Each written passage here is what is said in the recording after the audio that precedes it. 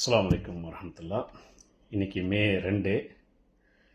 என்னுடைய முகநூல் பக்கத்தில் நான் என்னுடைய டேட் ஆஃப் பர்த் எல்லாம் இட்டிருந்தேன். எந்த வருடமும் இல்லாமல் இந்த வருடம் அதிகமான நண்பர்கள், முகநூல் நண்பர்கள், தெரிந்த வட்டார நண்பர்கள் எல்லாம் என்ன பண்ணாங்கன்னு சொன்னால், எனக்கு பிறந்த நாள் வாழ்த்துக்கள் தெரிவித்திருந்தாங்க. அவர்களுக்கு இந்த நேரத்தில் நன்றியை சொல்லிவிட்டு ஒரு சில தகவலை உங்களிடத்தில் பகிர்ந்து கொள்ளலாம் என்று ஆசைப்படுகிறேன்.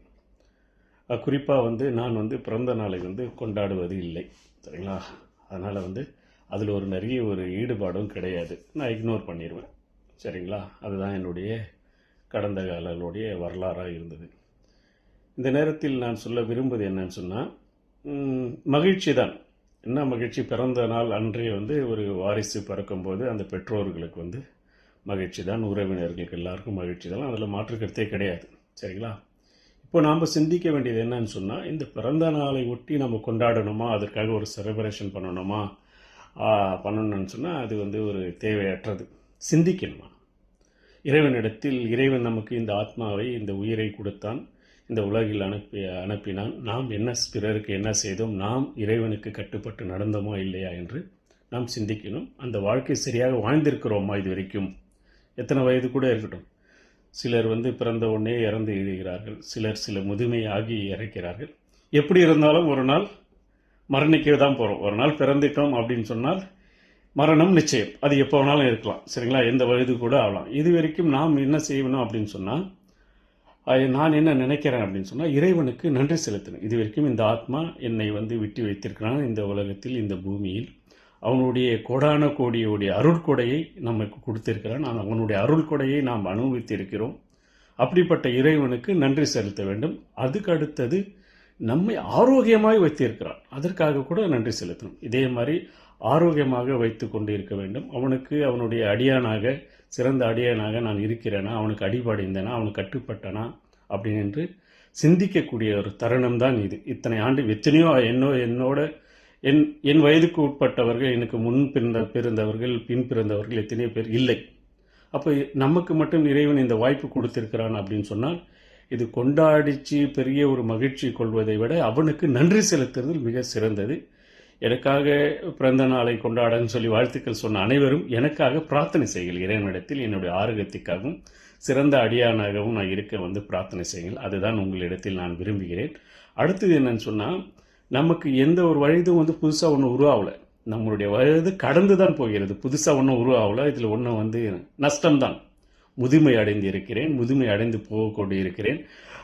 20 வயசு இருந்தேன்னு சொன்னால் 21 கடக்கிறேன். அதிகமாக தான் போகிறேன். அதிகமாக போகிறேன்னா எங்கே போகிறேன்? என் வாழ்வில் குறைந்து கொண்டே இருக்கிறது. என்னுடைய நாட்கள் குறைந்து கொண்டே இருக்கிறது, அதிகரித்து போல. இன்னும் 100 வருஷம் வாழ போகிறேன், 200 வருஷம் வாழ போகிறேன்னெல்லாம் கிடையாது. நான் வாழ்ந்த வாழ்க்கையில் நாம் படிப்படியாக குறைந்து கொண்டே இருக்கிறேன் என்றுதான் அர்த்தம்.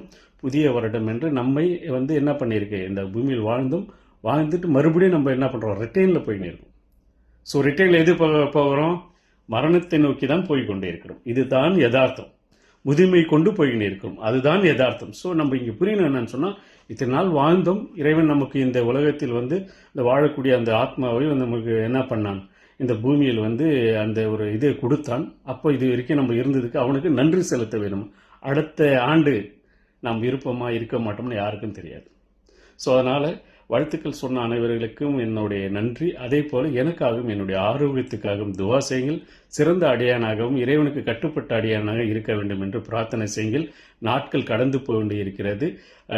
நாட்கள் நம் முதுமை கொண்டு போய் கொண்டு இருக்கிறோம், முதுமையை நோக்கி தான் போயிருக்கோம். என்னுடைய முதுமை வாழ்க்கையும் ஆரோக்கியமாகவும் சிறப்பாகவும் இறைவனுக்கு கட்டுப்பட்ட வாழ்க்கையாகவும் ஆகிறது பிரார்த்தனை செய்யுங்க. அதுதான் எனக்கு தேவை, சரிங்களா? அந்த பிரார்த்தனை நான் மட்டும் இல்லை, அனைவரும் என்ன செய்யுங்க, இந்த பிறந்த நாளை கொண்டாடுவதற்காக நீங்கள் மகிழ்ச்சி கொள்வதை விட, இறைவன் இது வரைக்கும் நமக்கு இந்த பூமியில் பார்க்கக்கூடிய, கேட்கக்கூடிய, உண்ணக்கூடிய, நடக்கக்கூடிய, பேசக்கூடிய, உறவுகள் ஆடக்கூடிய, இறைவனுக்கு வணக்கம் செய்யக்கூடிய இந்த பாகியமெல்லாம் கொடுத்திருக்கிறானே என்று சொல்லி நினைத்து அந்த இறைவனுக்கு நன்றி சொல்ல அடியானாக மாறுங்கள் என்ற தகவலை உங்களுக்கு பகிர்ந்து கொண்டு, குல்லு நஃப்ஸிக்கன் தாயிக்கத்தில் மவுத், எல்லா ஆத்மாவும் ஒரு நாள் இல்லை ஒரு நாள் மரணத்தை சுவைத்தே தீர வேண்டும். அது எப்போதான் நமக்கு தெரியாது. ஸோ அதனால் வாழ்ந்தக்கூடிய வாழ்க்கை அது சிறப்பாகவும் இறைவனுக்கு சார்ந்ததாகவும் பிறருக்கு நன்மை செய்யக்கூடியவனாக நம்ம நம்மளுடைய வாழ்க்கையை அமைத்துக் கொள்ள வேண்டும். அனைவர்களுக்கும் நன்றி. எனக்கு வாழ்த்து சொல்லக்கூடிய அனைவருக்கும் நன்றி. ஆரோக்கியத்துக்காகவும் இத்தனை நாள் நாம் உங்களோட இணைந்து இருக்கிறோம் இல்லையா, அதற்காகவும் அந்த இறைவனுக்கு நன்றி சொல்லக்கூடிய அடியானாக நம்ம அனைவரும் மாற வேண்டும். அதுதான் இந்த நேரத்தில் உங்களுக்கு ஒரு செய்தியாக பதிவு செய்து கொள்கிறேன். நன்றி.